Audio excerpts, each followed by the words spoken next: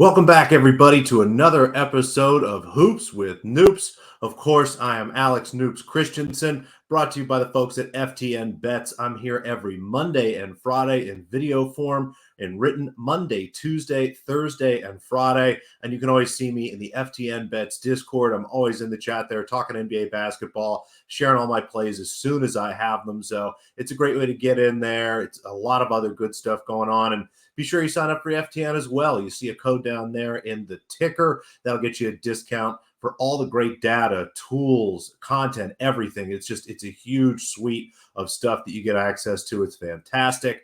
Thanks again, everybody, for watching. Please be sure you subscribe to this channel for my content as well as plenty of other good stuff. I'd appreciate a thumbs up on this video and a comment below if there's anything that we could be doing better. Is there anything more that you really like to know?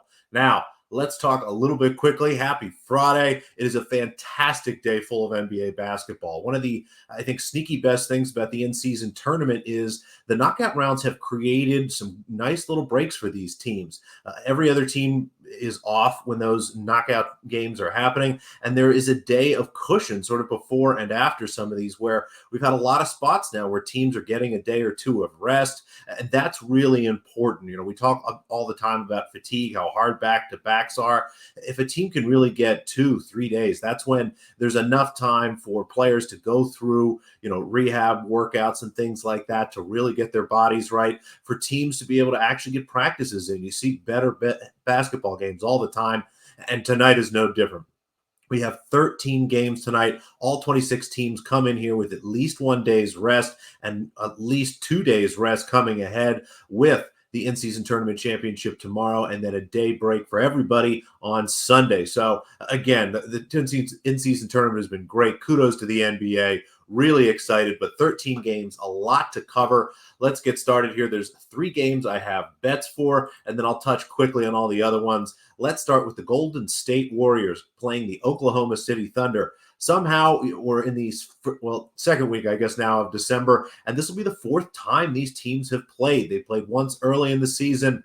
Draymond Green was available, but no Shai Gilgeous-Alexander in that matchup. The other 2 games were played about 2 weeks ago when Draymond was suspended, so it is really hard for us to glean anything from those matchups. You know, in general, my model, and I look at the FTN model as well, all the numbers came out pretty close here. It's hard to figure out this Golden State team. They've been much better with Draymond Green, and they're starting to adjust their lineups. I'm curious to see, you know, if moving forward we see less of Kevon Looney, more of Kuminga, a little more of Moses Moody. It might be time for the Warriors to maybe start moving some of these guys into more important roles to see if they really have what they need come postseason. At the very least, they need to do something to play better basketball.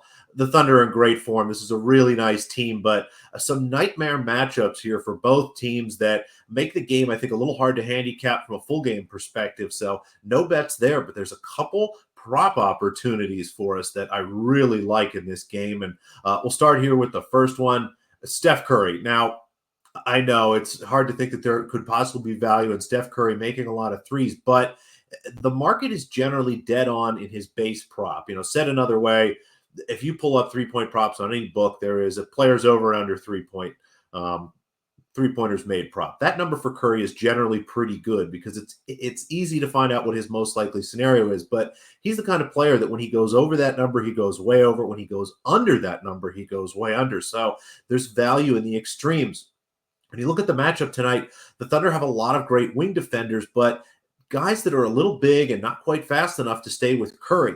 There's also Draymond Green back, which I know everybody just thinks of from a defensive perspective, but offensively, he does a great job of setting screens for Curry and getting Curry the ball. I think we'll see Steph running off screens, a lot of great backdoors. I expect him to have a ton of space tonight. I think he'll shoot 12 or 13 threes tonight, maybe even more. So I'm just going to play a bunch of alts here. Give me Steph Curry to make 6+ threes, 7+ threes, and 8+ threes, all at various different prices. You can see down there below how I split the unit up and what the prices I'm looking for were.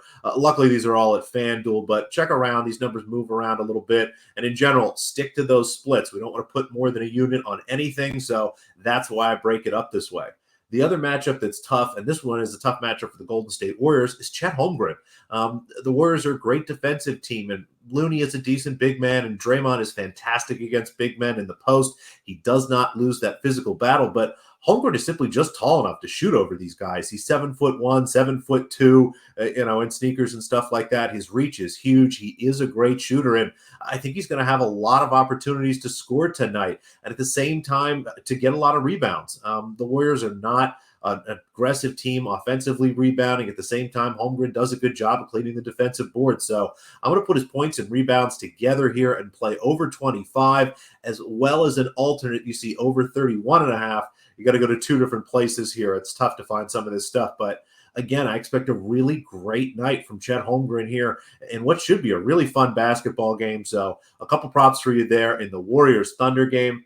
Let's move on to the New York Knicks visiting the Boston Celtics. The spread here, 7.5, the total at 220.5. And an interesting spot for a Knicks team that is going to play only 40 home games this year. The NBA schedule is 41 games home, 41 games road, for a total of 82.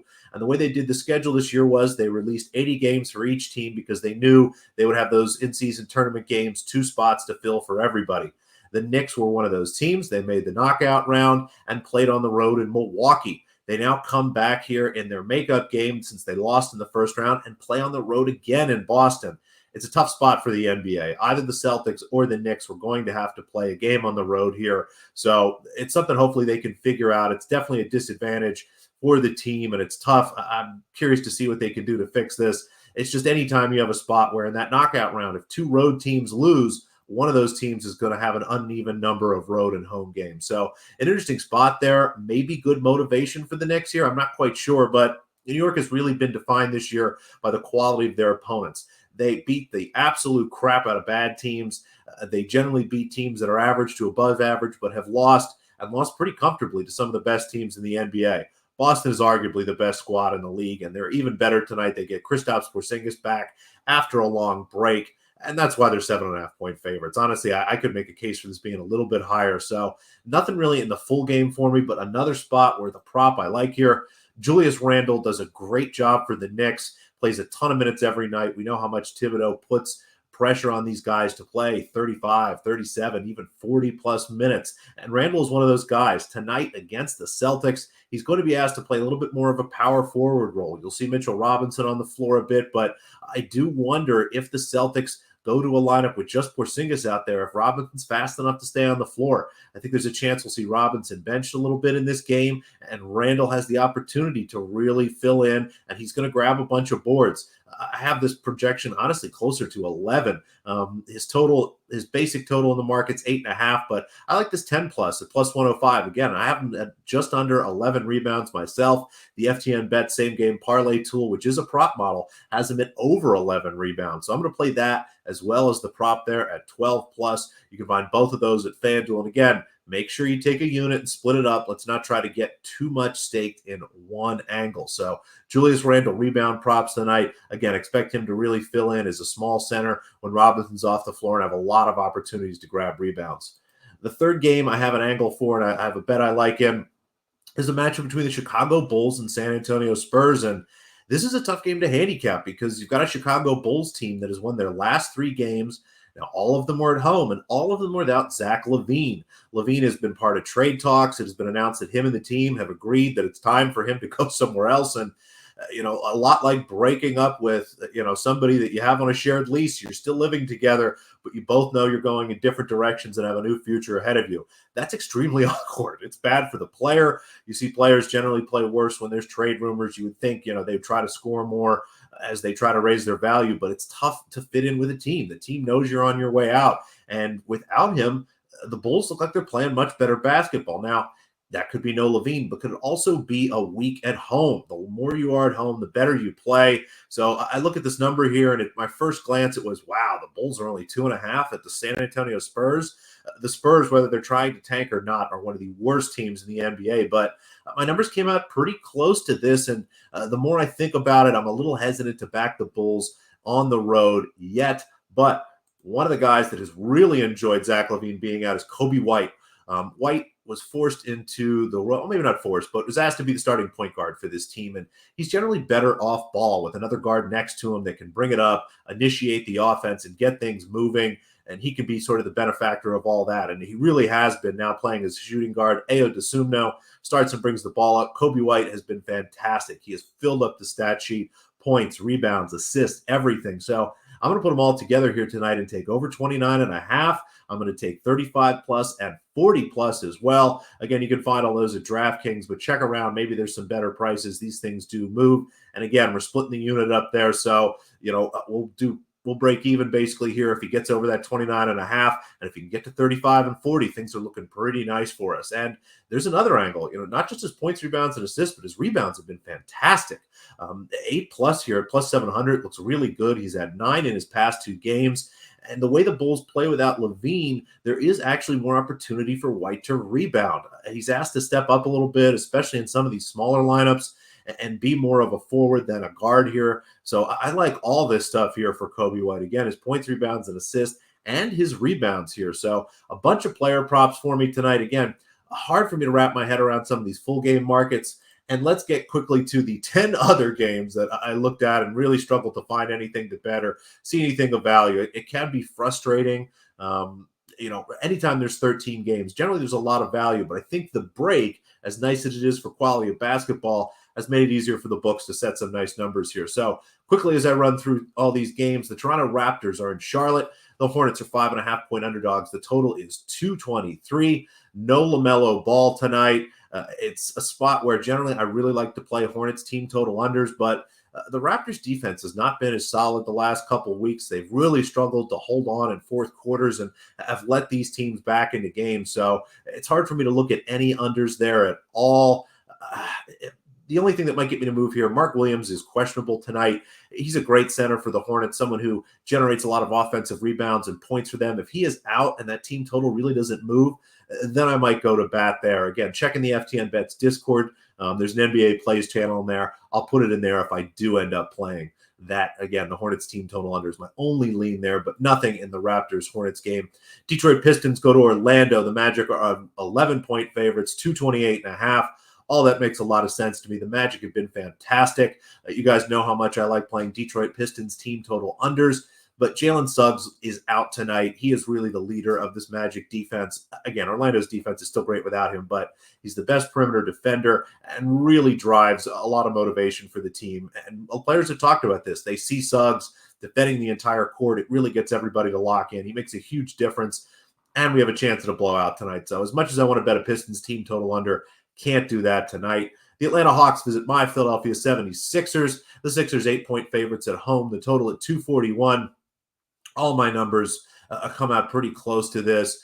My model does lean towards the Hawks and the under, but Atlanta may be without Trae Young tonight. Now, I'm not sure if that's a good or a bad thing. The Hawks have played pretty well without him, so curious to see how they look tonight, but just too much unknown here for me to make a bet in that game. The Washington Wizards are at the Brooklyn Nets. The Nets are 9.5-point favorites. The total is 240. Just something cute of note here. The Washington Wizards have had 218 points or more in every game they've played this season, except the first time they played the Nets. The score is 102-94, a total of just 196.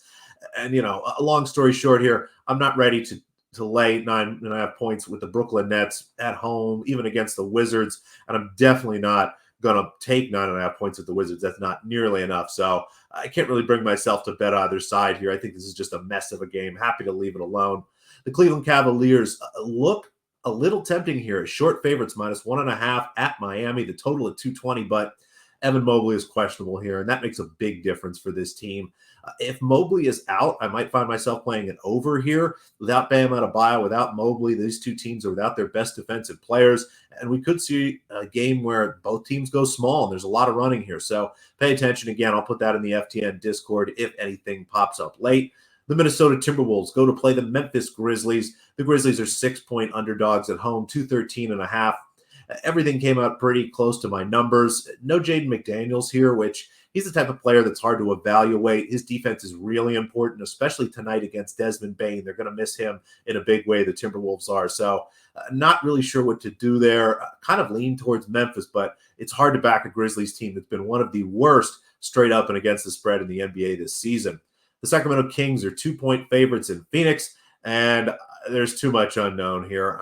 Kevin Durant's listed out. Bradley Beal is out. Now, can Devin Booker play well enough to win a game at home? Sure. Can the Sacramento Kings play badly enough to lose on their own? Absolutely. Could the Suns just take tonight off and just get absolutely blown out? Sure. It's just too many questions for me. So I think if you're looking at this game, maybe it's a Phoenix money line, maybe a Sacramento alt spread. It's just too hard to figure this out. And I think the market is just kind of putting a nice even number here at +2 that doesn't really hurt them either way. That's not going to, be a big enough underdog where everyone's going to be rushing to back the Suns. And it's the Kings on the road. I don't think they're going to get in too much trouble there. So I think that's kind of a safety number the book is hanging. I agree with it. There's just too many questions there. The Houston Rockets visit the Denver Nuggets. The Nuggets are 9-point favorites. Are the Rockets as good as they've been at home? Are they as bad as they've been on the road? Is it somewhere in the middle? It probably is somewhere in the middle, but it's too hard to know. And they face a Denver Nuggets team that's had a different lineup just about every other game the past few weeks.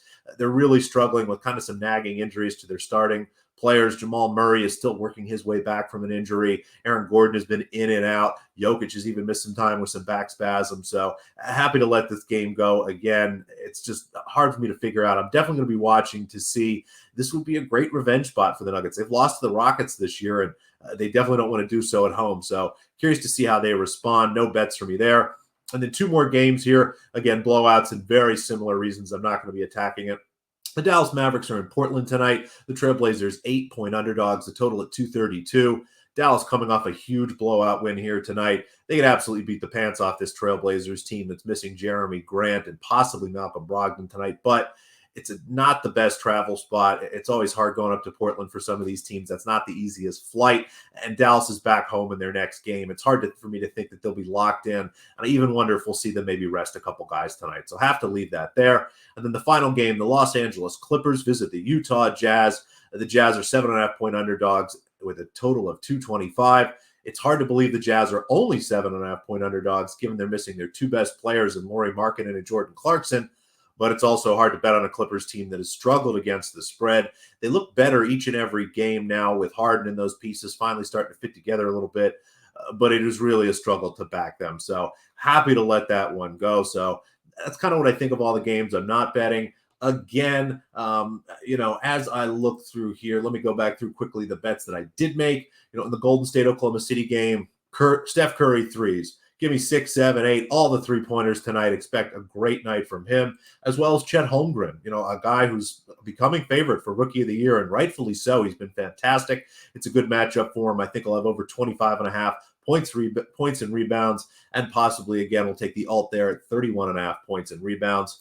Julius Randle, expect him to be kind of the small ball center for the Knicks tonight, which means rebounds. 10 plus at +105 and 12 plus at +250. And finally, Kobe White is really enjoying the opportunity to play as a shooting guard and just fill up the stat sheet without Zach LaVine. His points, rebounds, and assists over 29.5. And then the alts there at 35 plus and 40 plus, as well as just his rebound number at +700. He's seen a lot more chances, and it's been really great. That's all I've got for you. Thank you again so much for watching. Really appreciate it. If you've made it this far, please thumbs up, subscribe to this channel, and we'd love a comment. Let us know what we can be doing better. I'll be back on Monday again with a video preview as well as a written one.